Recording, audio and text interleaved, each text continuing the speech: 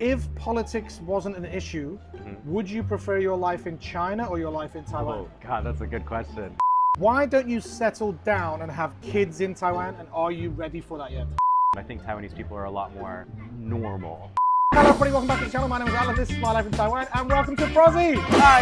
Yes, we are here in the beautiful surroundings of Wenshin Forest Park in Nantun district of Taichung, and today's video is going to be a get to know your best friend video. Are you ready? Born ready, because I'm me. Yes, we've come up with the idea of asking our best friends 5 questions that they must answer honestly. Are you an honest person, do you reckon? Yeah, How honest are you on your YouTube channel? I would say fairly honest. Too honest, that's why you don't get any sponsors. Yeah, probably. I think when I'm not honest, if I don't want to say something, I just don't say anything at all. Prozzie is also going to be asking me 5 questions on his channel, and that's going to be published at the same time as this video, so go check it out after you've watched this video. Okay, so question number 1 for Prozzie. Are you happy in Taiwan? Where would you be happier? And is your life where you want it to be in Taiwan? I would say I am happy in Taiwan, and it is where I'm supposed to be. I don't know how much of that is exactly because of Taiwan, but right now I feel like I'm living my dream. I have my dream motorcycle. I'm a full-time YouTuber. I have no dependents, which, you know, is a double-edged sword, but some of the advantages that I could do whatever I want when I want. It's everything I've been working hard for the last like 6 or 7 years, and now it's finally here. And Taiwan is helping there because the cost of living is lower than where I otherwise would have lived in Canada. So if Taiwan wasn't an option, where would you be happier? I don't know where I'd be happier. I think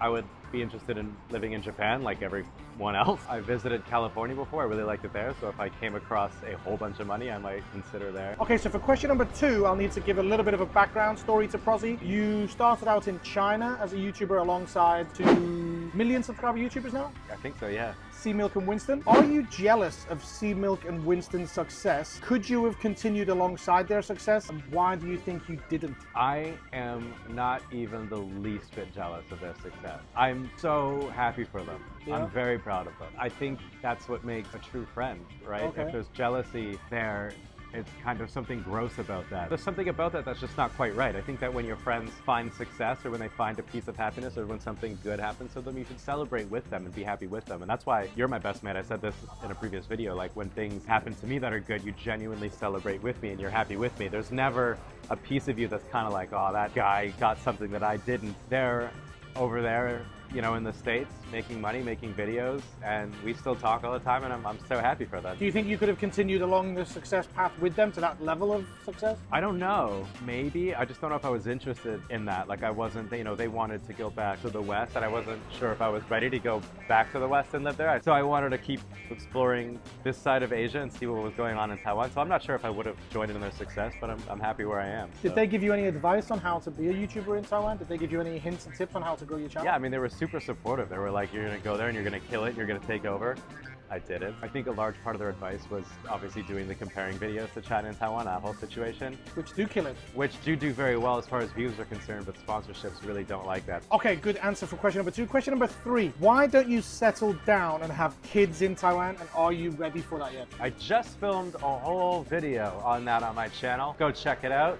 No one else did. Generally speaking, I just am happy single these days, being able to focus on my career and doing what I like to do. I don't know that it would be fair to be with a potential wife when my career is so volatile right now. Yeah. I don't know when my next paycheck is coming. Some months I make 0 NT, some months I make some money. And I think that if you have a wife and kids who are dependent on you, it's very difficult for them. I was thinking about this earlier. I watched a family install a car seat into their car. And I was thinking, like, what if my wife was like, we need a bigger car? I'd be like, I can't, this is the car we have, you know? But a lot of Taiwanese women will do anything for their kids. They'll spend all of their money on their kids, as I think you should, you know, a lot of money on education and safety and doing everything for their kids. And I just wouldn't be able to like wait and save up money. I don't have a guaranteed salary. I don't have a guaranteed income. My life is too up and down and volatile, and I don't think that provides the level of security that a wife is looking for. So, do you enjoy the volatility of life now as a YouTuber? No, terrible. I need money. Sucks. How close have you come to settling down and having kids and getting married? Come close to that? No, not even remotely close. Do you I've think... never gotten engaged. I've never even approached the question. Yeah. Shit or get off the pot? You always get off the pot. Yeah, I'd get off. I run. I think that's a fair answer, and as Prozzie says, he has a video on his channel that you can go check it out where he drives his motorcycle around and he introduces some other points and topics regarding life with kids in Taiwan. Right. But on to the next question, question number 4, and this is related to your previous life in China. If politics wasn't an issue, would you prefer your life in China or your life in Taiwan? Oh, God, that's a good question. And I don't want to get in trouble for saying. I think, no, I prefer my life here because it has a level of stability that China couldn't provide. I had a lot of fun in China. Yeah. I thought the people there were very brash and lacking in tact, and they're a little in your face, and we could consider that very rude. But if you can get over that and see it in a different life of them just trying to be friendly and just trying to welcome you as a foreigner and get to know you, you know, it became very fun. But, you know, I was young and I was just drinking all the time and riding motorcycles and making videos and having fun with my friends. There was just no long-term goal there. It was just like absolute, I don't want to say debauchery, but it was just like, you can only do that for so long. I remember I had a Korean girlfriend, and one day she came to visit me in China and saw the way I was living my life, and I like never saw myself as pathetically as I did. What did she say to you? I think she just looked at me. She's like, "This isn't. What are you doing? This isn't a life." I had like 7 or 8 scooters and motorcycles and a piece of shit car that I would just go and ride and crash and just do stupid stuff with. Like, it was very fun, but it wasn't, it doesn't feel like a place you can live long term. The whole place just doesn't feel real. There's this sort of inauthenticity. But Taiwan feels a lot more secure and a lot more anchored down. I don't really know how to explain it, but life here feels a little bit more satisfying. So although I'm not having as much crazy, memorable, fun, outlandish times here, the stability is nice. I don't feel like crazy stuff's gonna happen at all time. I think Taiwanese people are a lot more normal. Okay, so do you think that the life that you had in China was perfect for the age you were then, and now you're a bit older, it's a bit more... Yeah, I think so. I think that when you go to live in a place like China, I don't know about these days, but back then, it's a true test of your character. Yeah. And it really puts you through your paces as to who you are as a person. What was the most difficult thing you faced as a young 25, 26-year-old in China? I think seeing the level of desperate poverty that some people had to live through was a real eye-opener. And the way that people grew up there, you know, obviously now China's changing very quickly and people have a lot more money to throw around, and so life is improving very rapidly, but there's still a large portion of the population that hasn't attained that level of middle-class wealth. But when I lived there, you know, there were generations of families who were just like poor and just had to do things and work certain jobs that to put themselves to feed themselves. To try and and it's just like, it was a real eye-opener for me. So and you just do not see that in Taiwan. There's a small corner of Taiwan of people that know struggle. You know, Taiwan is not a cheap place to live anymore, so I think there are a lot of Taiwanese people who struggle. You know, people work very hard here and their salaries are a lot lower than I think what they should be. Taiwan's getting more expensive. I wouldn't call them poor, but I think that life isn't exactly easy for Taiwanese people either. And of course, you know, I also lost a lot of money in China by being dumb, and I got into some trouble in an accident and lost a lot of money, and that was very difficult. But again, it was a test of my character. And if you are interested in any of Prozzie's China videos, they are all still up on his channel. Some really raw, fun, exciting, interesting stories. Yeah, I guess. That you can definitely go check out. There's probably a playlist somewhere. Probably. Okay. Yeah. It's been a long time. And on to the final question, which you briefly brushed upon earlier, and I think the answer is going to be quite vague.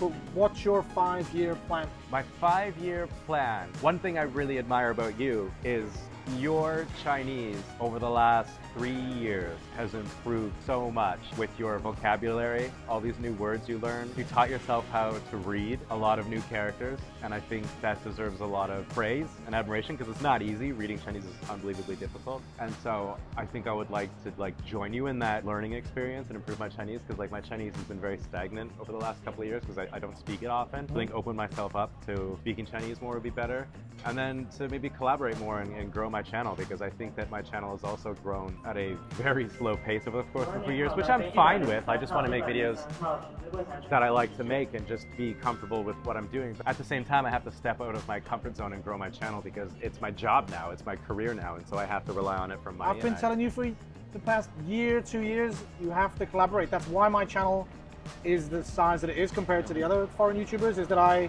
went out and met some of the bigger YouTubers in Taiwan. And yeah, I mean, you're a very charismatic, outgoing guy and you're very extroverted, so it's a lot easier for you to reach out and talk to people. I'm not like that. I'm very introverted and quiet, and it's not easy for me to like send someone a message and be like, hey. So yeah, that's one thing, and keep myself in good health. I'm 33 now, and I think once you start approaching your mid to late 30s is when men start to kind of show their age a little bit more. So I think keeping my health. No, look at Brad Pitt and George Clooney. They get super hot as they hit the 40s, 50s, Sure, 60s. I'm sure they put zero effort into that. I'm waiting for that to kick in. Right, yeah, they definitely don't have personal trainers and a meal plan set out for them. Yeah, but... So yeah, that's generally speaking my 5-year plan. But yeah, there's my 5 questions for my best friend that you answered pretty honestly.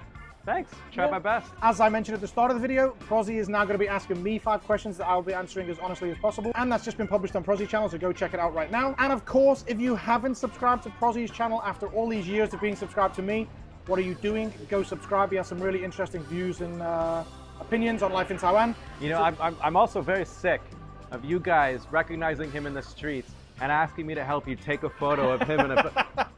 They don't know who I am.